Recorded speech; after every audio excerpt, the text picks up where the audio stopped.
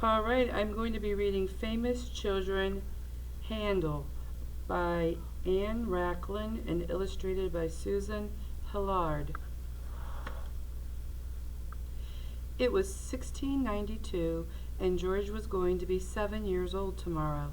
Aunt Anna took him into town to choose a birthday present. "Come on, George," she said.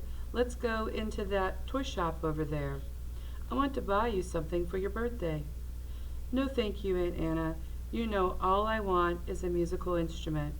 And you know very well that your father will not allow a musical instrument in the house. Look, there's my favorite pastry shop.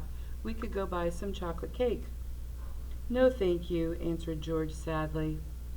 George went home and put himself to bed. What a miserable start to a 7th birthday. He hadn't been asleep for long when he awoke. Someone was patting him on the shoulder. It was Aunt Anna. "Shh, George, don't make a sound. Follow me. I have a surprise for you." And so they crept up the stairs to the attic. When they reached the attic door, Aunt Anna opened it and George stared inside in astonishment.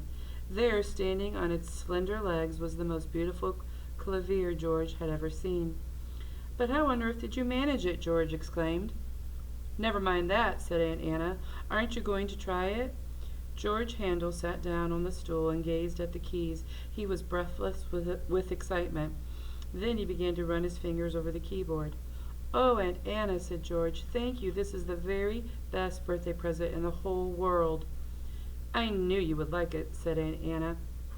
"But remember, practice when your father's out. You know he doesn't approve of music." George's father was a barber surgeon. Not only was he good at cutting hair, but he was also a doctor who could perform operations. Because he was a capable doctor, he had a very good job. He worked for the Duke of Weissenfels, who loved music and had his own orchestra.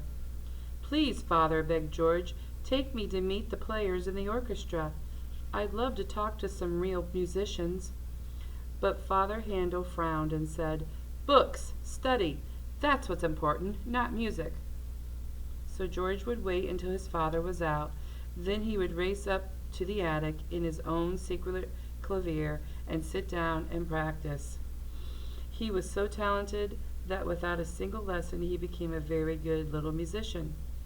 "But how can I get to Weissenfels and meet some real musicians?" he wondered. Every month Father Handel would spend several days at Weissenfels to trim the Duke's hair and to perform his operations. One fine morning George woke up and heard his father moving around upstairs. "He's going to Weissenfels. I know he is. Maybe he'll let me go with him this time." He jumped out of bed and got dressed. Upstairs his father finished packing his scissors and special instruments. When he came downstairs with his bag, George was waiting. "Father, may I please go with you? May I go to Weissenfels with you?" "No," said Father. "Books, not music. You must study hard." And he walked quickly across the courtyard and climbed into the coach.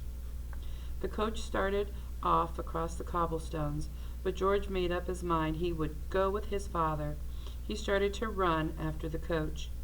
Before very long, the coachman reported to Father Handel that there was a little boy following them.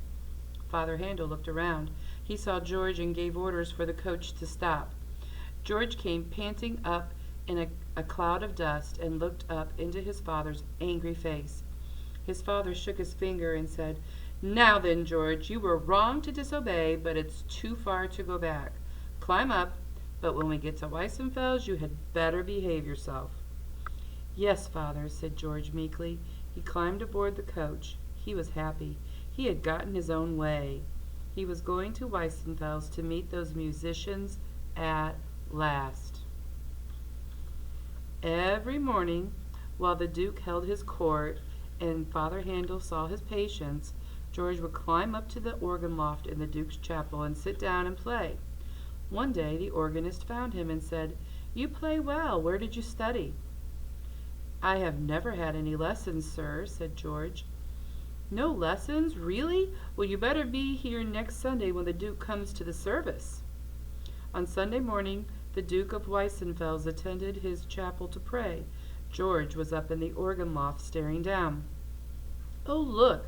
Look at all those people! Look at the ladies all dressed up in such beautiful clothes! Look at the gentlemen's wigs! They're all so grand!" "Now, young man," said the organist, "you are going to play the march when the Duke stands up at the end of the service." "Me? You must be joking," said George. "Not a joke," said the organist. "I mean it. You will play the march at the end of the service." "But how will I know when to start?" "I told you," said the organist, "when the Duke stands up." George was scared. What if the Duke was angry? A little boy playing the march at the end of the service? It was unheard of. He peeked over the edge. There was the Duke of Weissenfels looking very strict. George turned around and sat down. The service was nearly over. His hands were trembling. He waited for that magic moment when the Duke of Weissenfels would stand up at the end of the service. There was a moment of silence, and then the Duke of Weissenfels stood up. Everyone rose as the Duke went solemnly down the aisle. One lady was just beginning her curtsy when she noticed little George playing the organ. She was so surprised that she wobbled. Then the next lady looked up and saw him too, and she wobbled. The Duke frowned at the wobbling ladies and followed their gaze. "A boy?" he said. "Who is that boy?" "That is the son of your barber surgeon, Mr. Handel, sir." "Is he indeed? Send Mr. Handel to me with the boy." Father Handel bowed before the Duke. "A very fine little musician you have there, Mr. Handel." "Well, he's not so bad," said Father Handel. "Not bad, he's very good. Who is his teacher?" "Oh, he's not taking lessons, your Grace," replied Father Handel. "What?" cried the Duke. "He should be studying. Here you are, boy," and he gave George a purse of golden coins. "You must have music lessons," he said.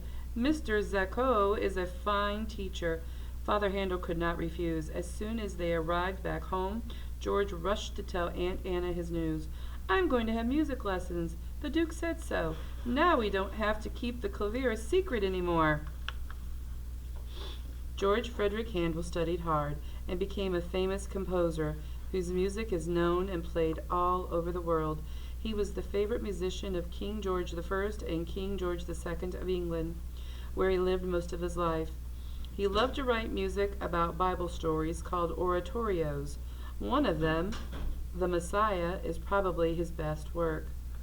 Here are some of the most famous pieces of music composed by George Frederick Handel.